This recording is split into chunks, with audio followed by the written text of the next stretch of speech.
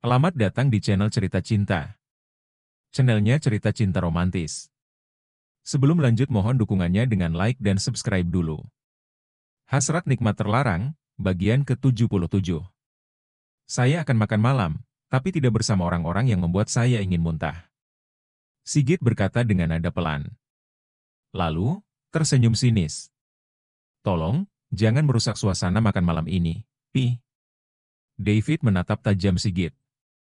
Saya heran, sebenarnya ada acara apa ini? Apakah ada acara putra saya akan merelakan istrinya untuk mantannya? Sigit mengernyit. Sigit tertawa sinis saat melihat Edwin, Elsa, Belina, dan David yang melebarkan mata. Tolong, Pi, jangan membuat kekacauan. David berkata dengan nada menekan. Kamu tampan dan mapan, Edwin. Dan kamu pantas bila memiliki 2 istri. Apalagi kalau istri mudamu. Sigit menatap Belina. Seorang putri konglomerat. Sigit melihat Edwin. Derajatmu akan naik dan bisa mendapatkan posisi direktur atau bahkan direktur utama di perusahaan tempatmu bekerja. Sigit tertawa seolah perkataannya itu adalah lelucon. Istrinya papa cuma mama. Papa gak boleh punya 2 istri. Kia menatap tajam Sigit. Kalau papamu mempunyai 2 istri, seharusnya kamu senang karena mempunyai 2 mama. Sigit berkata seraya mengangkat jari telunjuk dan tengah tangan kanannya. Kia menggeleng cepat. Gak mau. Kia gak mau punya 2 mama. Mata Kia berkaca-kaca. Tidak, sayang. Papa hanya akan memiliki 1 istri, yaitu mama. Elsa mendekap Kia. Sigit tertawa melihat Kia yang menangis dalam dekapannya Elsa. Lebih baik papi pergi. David menatap tajam Sigit. Ia berusaha tidak bernada tinggi karena khawatir akan menjadi pembicaraan orang-orang yang berada di sana. Sigit melihat jam yang melingkar di tangan kanannya. Ya, papi akan pergi. David sedikit bernapas lega. Karena akan ada acara makan malam bersama rekan bisnis sekaligus calon mertua barumu. Sigit menatap David seraya tertawa kecil. Belina melebarkan mata. Calon mertua baru? Gumamnya keget. Tidak ada calon mertua baru. Karena mertuaku hanya Papi Temi dan Mami Liana. Untuk saat ini, iya. Tapi nanti, tidak. Sigit bangkit dari duduknya. Pi, tolong jangan pisahkan kami. Belina menatap Sigit penuh harap. Kamu tenang saja karena akan ada yang menunggu jandamu. Sigit melihat Belina dan Edwin secara bergantian, lalu tertawa kecil. Sigit melangkah menuju kursi yang lain. Tidak perlu kamu dengarkan perkataan konyolnya papi. David menggenggam tangan kiri istrinya. Belina menunduk dan berusaha menahan tangis. David melihat Edwin, Kia, dan Elsa. Maaf atas ketidaknyamanan tadi. Tolong, jangan dimasukkan ke hati, ya. Edwin dan Elsa mengangguk. Meskipun, sebenarnya mereka masih marah kepada Sigit. David melihat Kia. Kia cantik, maafkan papinya om, ya. Kia gak suka sama papinya om. Papinya om nyebelin. Kia masih menangis dalam dekapan sang ibu. Kia jangan bicara seperti tadi ya. Elsa berkata dengan lembut seraya mengusap punggung putrinya. Kia ngomong bener, Ma. Papinya om David nyebelin. Kia gak suka. Iya, mama tahu. Tapi apa yang dikatakan papinya om David itu jangan dipikirkan, ya. Karena Kia hanya akan mempunyai 1 mama. Iya, Kia sayang. Mamanya Kia itu hanya 1 yaitu Mama Elsa. Edwin tersenyum. Sudah ya. Jangan menangis lagi. Elsa melepaskan dekapan. Kemudian, menyeka air mata Kia. Elsa tersenyum manis kepada putrinya. Lanjutkan makannya ya. Elsa berkata dengan nada lembut. Kia mengerucutkan bibir. Mau disuapi? Tanya Elsa. Mau. Oke. Mama suapi ya. Elsa menyuapi Kia. Perlahan, perasaan Kia sudah mulai tenang. Maaf ya, karena sikapnya papi, kalian merasa tidak nyaman. Kamu tidak perlu meminta maaf karena kamu tidak bersalah, ucap Edwin. Saya berterima kasih karena kamu dan Elsa tidak terpancing emosi tadi. Karena kalau sampai terpancing, Papi bisa. David melihat Edwin dan Elsa secara bergantian. Edwin mengangguk. Ya, kami mengerti. Sebagai tanda permintaan maafnya, biar tagihan makanan dan minumannya saya yang bayar. David tersenyum. Tidak perlu, David, tolak Edwin. Kami tidak ingin merepotkanmu. Saya tidak merasa direpotkan. Tolong, jangan ditolak. Bersambung. Elsa menyelimuti Kia sampai menutupi dada. Senyum manis terukir untuk putrinya yang mengenakan pakaian tidur putih motif sakura merah muda. Mam. Iya, sayang. Kia gak mau ketemu lagi sama papinya Om David. Soalnya Kia gak suka. Elsa duduk di tepi ranjang. Kia masih marah ya? Kia mengangguk. Papinya Om David memang seperti itu. Makanya Mama tidak ingin liburan bersama Om David dan istrinya. Sebenarnya, Elsa tidak ingin mengatakan itu, tapi Kia harus tahu alasannya menolak liburan bersama David dan Belina. Tapi, kan, Om David baik, Mam. Gak kayak papinya yang nyebelin. Om David memang baik, tapi Mama tidak ingin nanti ada masalah dengan papinya. Emangnya, Mama kenal banget ya, sama papinya Om David? Elsa mengalihkan pandangan. Ya, Mama mengenalnya. Pak Sigit adalah orang yang pernah berusaha mencelakai Mama, sayang. Gumamnya dalam hati. Kok, Mama diam? Elsa menatap Kia seraya tersenyum kaku. Mama memang kenal beliau. Pasti nyebelin ya, Mam? Elsa tersenyum kaku. Ini sudah malam. Kamu tidur ya, sayang? Jawab dulu, Mam. Tidak baik terus berkata buruk tentang orang lain, sayang. Elsa membelai kepala Kia. Kia berdecak kesal. Lalu, mengerucutkan bibir. Tidur ya? Jangan lupa baca doa. Elsa mengecup dahi putrinya. Iya, Mam. Setelah Kia memejamkan mata, Elsa melangkahkan kaki ke kamarnya. Edwin menoleh kepada istrinya ketika wanita yang mengenakan piyama hitam itu membuka pintu kamar. Kia sudah tidur, sayang? Sudah, Mas. Elsa menutup pintu, lalu menguncinya. Wanita yang rambutnya dibiarkan tergerai itu berjalan menuju ranjang. Ia merasa heran karena Edwin mengalihkan pandangan, kemudian menunduk. Kamu kenapa, Mas? Tanya Elsa setelah duduk di tepi ranjang dan bersebelahan dengan Edwin.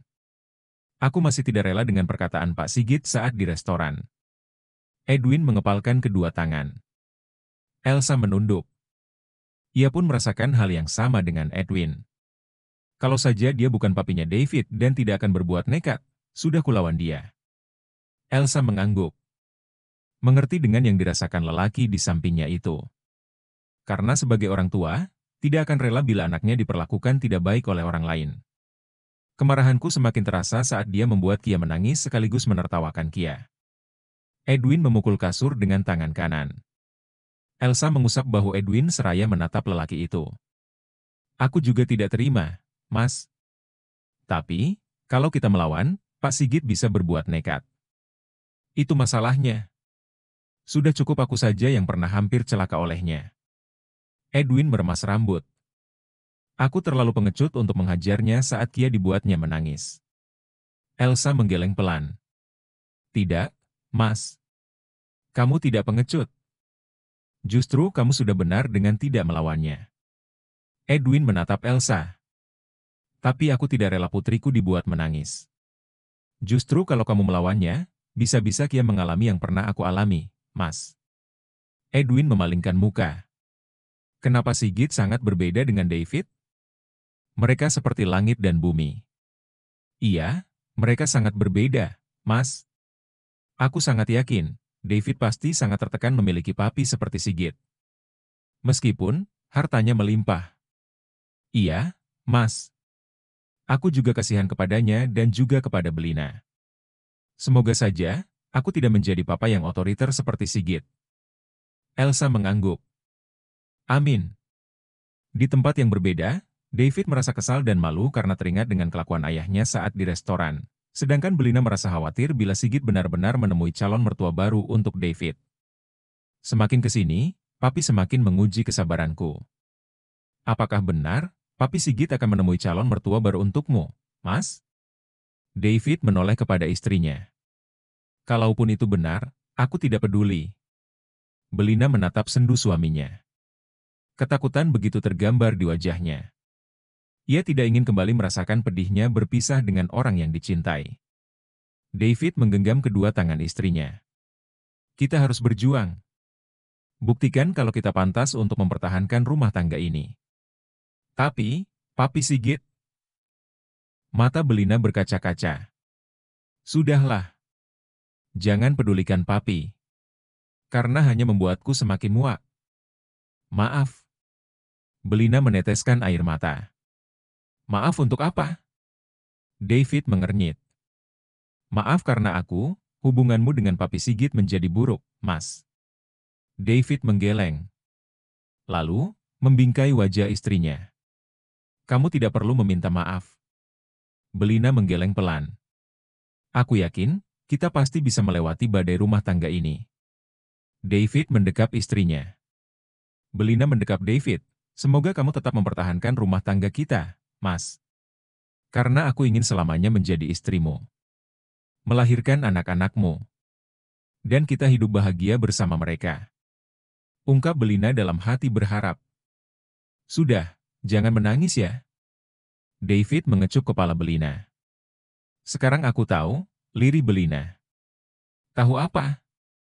Aku tahu alasan kita bisa menikah.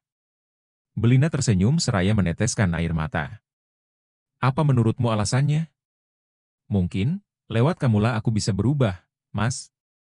Aku tidak tahu kalau kita tidak menikah, mungkin aku masih mengejar suami orang. Merusak kebahagiaan orang lain. Dan aku tidak pernah sadar kalau perbuatanku itu sangat buruk. Mata David berkaca-kaca setelah mendengar pemaparan istrinya. Sebenarnya, dia tidak menyangka, hubungan dengan Belina yang sebelumnya sejauh matahari dan bumi, kini bisa sedekat nadi. Belina yang sebelumnya begitu membenci suaminya, kini begitu takut kehilangan lelaki yang masih mendekapnya itu. Meskipun, ada keraguan dalam jiwanya mengenai rumah tangganya. Antara tetap bertahan atau mengikhlaskan. Ia takut bila nanti David dan Sigit hubungannya menjadi renggang. Karena bagaimanapun juga, dalam diri David mengalir darah Sigit Aji Airlangga. Mas. Iya.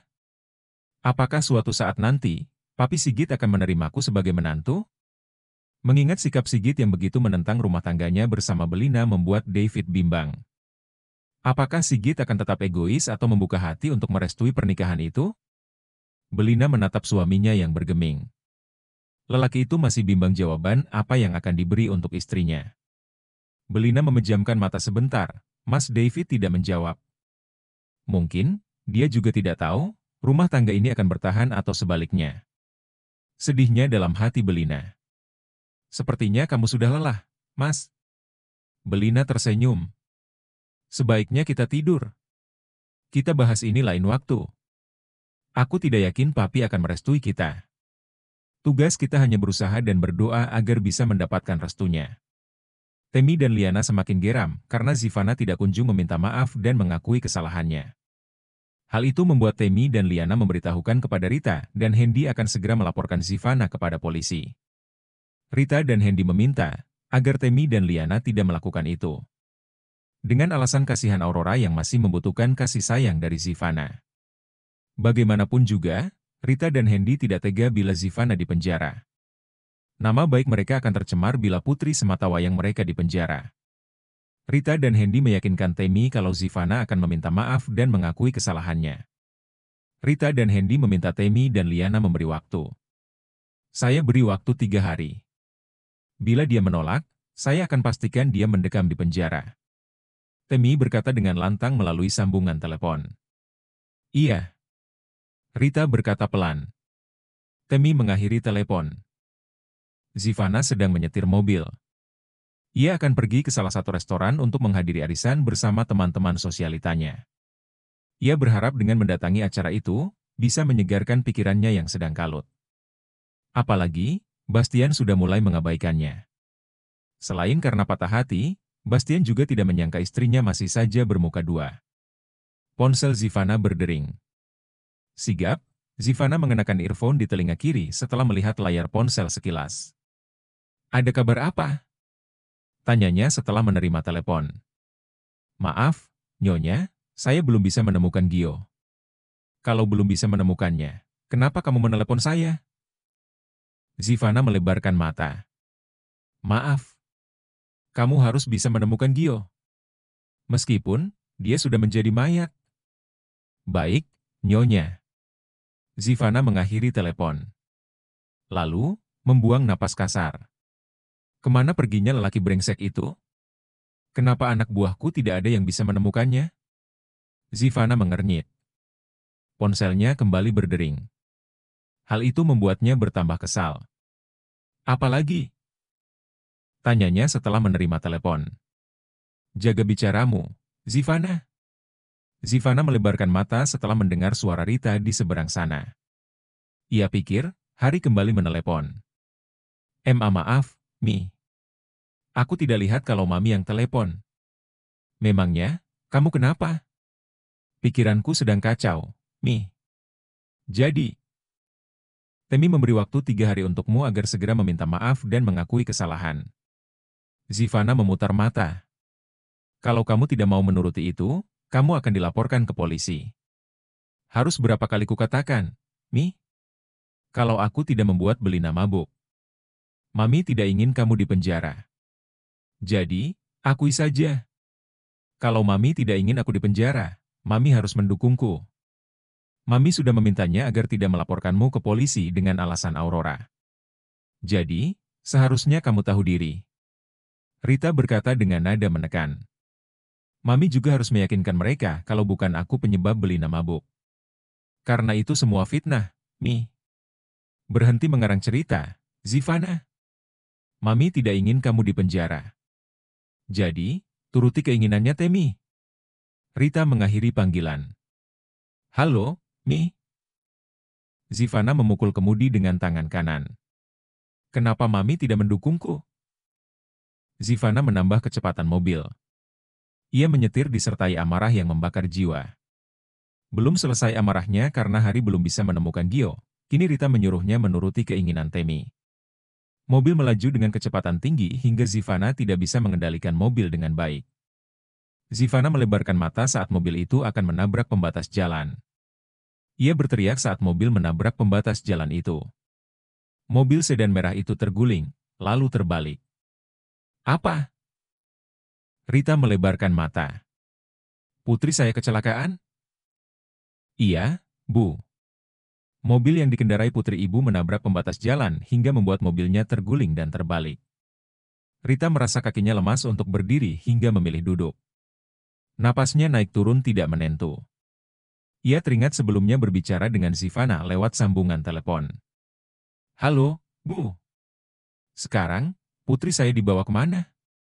Dan bagaimana keadaannya, Pak?" Mata Rita berkaca-kaca. "Dibawa ke rumah sakit Rares Medika karena itu rumah sakit terdekat, Bu. Untuk mengetahui keadaannya, Ibu bisa datang ke rumah sakit." "Baik, Pak. Terima kasih atas infonya."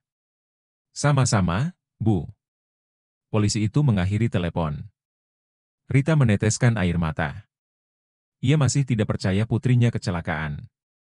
Apalagi, mobil itu sampai terguling dan terbalik. Rita mengumpulkan tenaga untuk bangkit dari duduk. Kemudian, segera mengambil tas dan dompet. Rita berjalan cukup cepat seraya memanggil sopir pribadinya. Para ART dan penjaga rumah merasa heran melihat sang nyonya berderayan air mata. "Ada apa, Nyonya?" tanya Didit. Lelaki yang sudah 15 tahun menjadi sopir pribadinya Rita. "Antar saya ke rumah sakit Rares Medika." "Siapa yang sakit, Nyonya?" "Zivana kecelakaan." Rita berjalan menuju teras dan diikuti oleh Didit. "Nyonya Zivana kecelakaan?" Didit melebarkan mata. "Cepat kamu siapkan mobilnya." Didit mengangguk dan segera menuju carport dengan langkah cepat. Air mata mengalir deras membasahi pipi wanita berkepala 6 itu. Pikirannya begitu kalut dan takut bila terjadi sesuatu yang buruk kepada Zivana. Mobil sedan Eropa berwarna hitam berhenti di depan Rita yang kini berdiri di teras.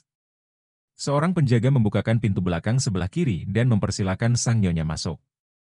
"Cepat jalan," perintah Rita ketika sudah duduk dan pintu ditutup oleh penjaga itu. Didit mengiyakan. Rita akan menelepon Hendy, tapi diurungkan karena lelaki itu memberitahunya akan melakukan rapat. Rita khawatir nanti Hendy menjadi tidak fokus. Akhirnya, dia menelepon Bastian. Ia tidak peduli lelaki itu sedang sibuk atau tidak. Dan tidak peduli, meskipun hubungan Zivana dan Bastian sedang tidak baik-baik saja. Yang terpenting, Bastian harus tahu tentang kabar itu. "Angkatlah." Rita meneteskan air mata seraya menunggu telepon diterima oleh menantunya. "Halo, Mi. Apakah kamu masih di kantor?" "Iya, Mi." "Memangnya, kenapa?" Rita terisak hingga terdengar oleh Bastian. "Mami kenapa? Apakah Mami baik-baik saja?" Bastian mengernyit. "Zivana." "Zivana kenapa, Mi?" "Zivana kecelakaan." "Apa?" Bastian mengernyit. "Mami sedang dalam perjalanan menuju rumah sakit Rares Medica. Kamu juga ke sana, ya?" Bastian memejamkan mata sebentar. Ia merasa dilema karena sebentar lagi akan ada rapat. Namun, di sisi lain, istrinya berada di rumah sakit yang entah seperti apa keadaannya. "Kenapa kamu diam? Apakah kamu tidak peduli kepada Zivana?" Rita mengernyit. Bersambung.